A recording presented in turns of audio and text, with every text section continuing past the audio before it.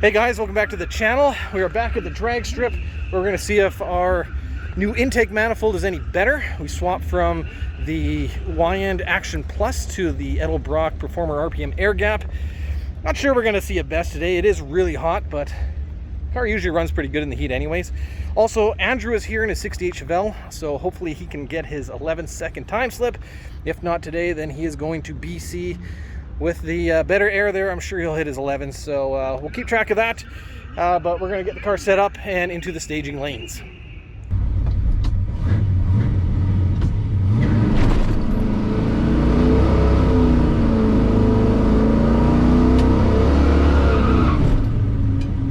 Of course, I made a mistake and didn't have the SD card in my TrackMate data acquisition system, so I had to steal the card out of one of my GoPros to make it work.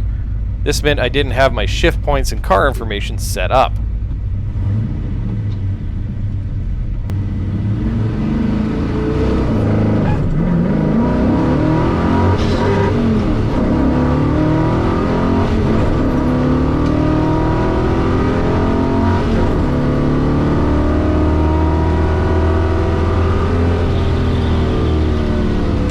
A soft launch and a missed shift meant the first run was a throwaway.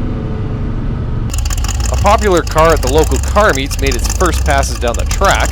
Despite a blown big block Chevy with loads of good parts, the drag strip can be humbling and will reveal any issues in the setup. I'm sure this car has loads of potential.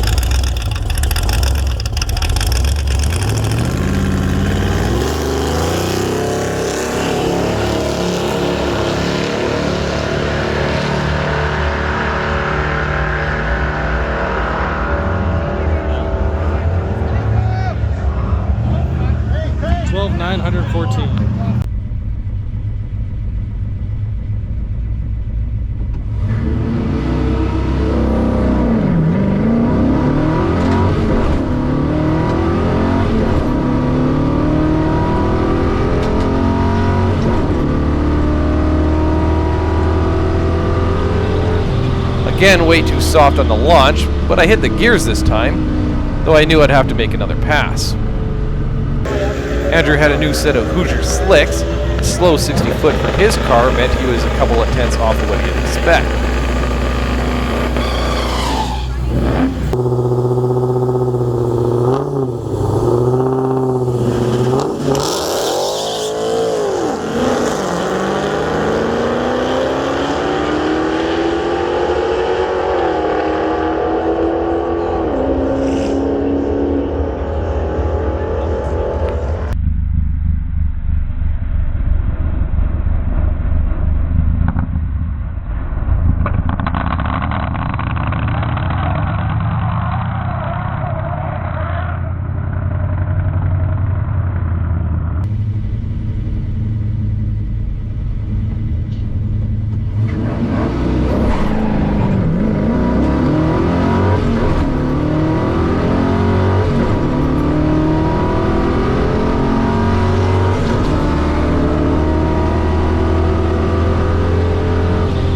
Even with 16.5 psi in the tires, I spun off the line, but it seemed to pull pretty good after that and gave me my best pass of the night.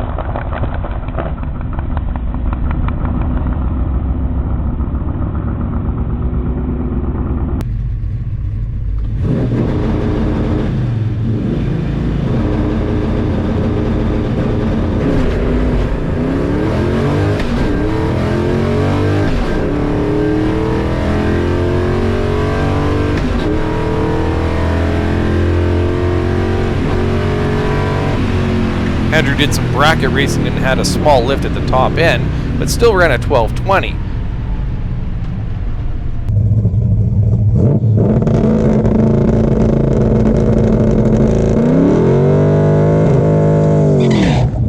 decided to strap a camera under his car to get a look at what was happening with his suspension. It's a bit too dark and too shaky, but it's still a cool shot.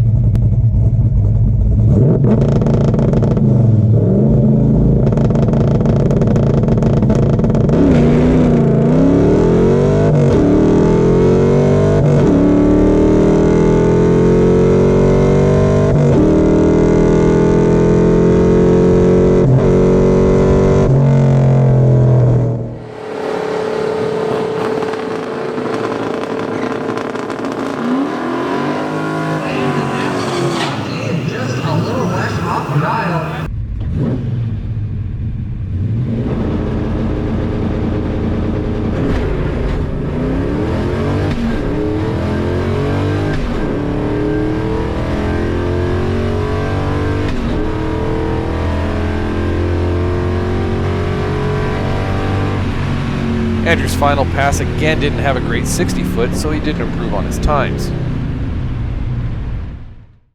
So did the Edelbrock intake make the car any faster?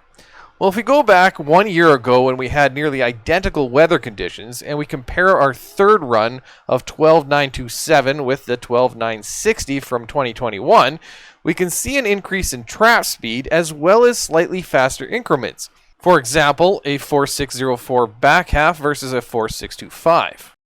I did make 2 more passes as the night got cooler, and while the track didn't appear to be there for traction, we did see some gains from the 60 foot to 8th mile as well as the second half of the track. This suggests a small gain in horsepower with the new intake, but I have to admit I was hoping for more. If you look at our data logs, we again see very similar data in coolant, air, and cylinder temps, but I did notice the AFRs were a tad bit leaner with the Edelbrock intake, and the EFI was trying to compensate by adding more fuel.